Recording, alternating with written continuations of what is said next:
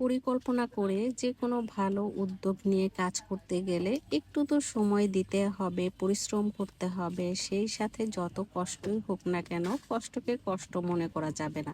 যত রোদ, বৃষ্টি, ঝড়, তুফান যাই হয়ে যাক, আমাদের কাজটাকে সফল করতেই হবে। আমরা যে কাজটা করতে চেয়েছিলাম সেটাতে প্রথমেই আমাদেরকে বাধা দিল প্রচুর পরিমাণ বৃষ্টি। টানা ঝুম বৃষ্টির কারণে আমাদেরকে অনেক কিছুই ভুগতে হয়েছে। যাই হোক, এখানে আমরা ভালো একটা উদ্যোগ নিয়েছিলাম, সে কারণে কিছু কিছু গাছ আমাদেরকে কাটতে হয়েছে। যদিও ভালো কিছু করতে গেলে কিছু না কিছু স্যাক্রিফাইস করতেই হবে, তাই কিছু অপ্রয়োজনীয় গাছ কাটতে হয়েছে আমাদেরকে। গাছ কাটার পক্ষে আমরা কেউ ছিলাম না, কিন্তু আমাদেরকে করতে হয়েছে বাধ্য হয়ে। আসসালামু আলাইকুম, আশা করি সবাই ভালো আছেন। আলহামদুলিল্লাহ, আমিও আপনাদের দোয়ায় ভালো আছি। বেশ অনেক দিন যাবতই আমাদের পরিকল্পনা ছিল গাজীপুর রাজাবাড়ি আমাদের যে খালি জায়গাটা আছে, যদিও সেখানে অনেক গাছ আছে কিন্তু ফলের গাছ বলতে তেমন কিছু নেই, শুধু আম, কাঁঠাল গাছ ছাড়া তেমন কোনো গাছ খুব বেশি একটা নেই। তবে আমরা পরিকল্পনা করেছিলাম আমাদের যাবতীয় যত দেশি ফল গাছ আছে সেগুলো লাগাবো এবং এই জায়গাটাকে আমরা একটা বাগান বাড়ি করে তুলব।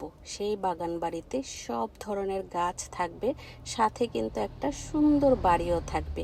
এই প্রথম ফেসবুকের টাকায় ভাবছি সুন্দর একটা ছোট্ট বাড়ি করব, যেখানে একটু প্রশান্তি নেওয়ার জন্য ছুটে চলে আসব ঢাকা থেকে গাজীপুর, একদম নিরিবিলি নির্জন জায়গায়। সে কারণে কত রকমের প্রস্তুতি নিচ্ছি, সবাই কিন্তু দোয়া করবেন। ফেসবুকের টাকা এবার একটা ছোট্ট বাড়ি করে ফেলবো। আপনারা যদি দোয়া করেন তাহলে সব কিছুই সম্ভব, দোয়া ছাড়া কিছুই হয় না। যাই হোক, দেখেন না আমাদের সেই বাগান বাড়ির জন্য সবাই মিলে কত কষ্ট করছে।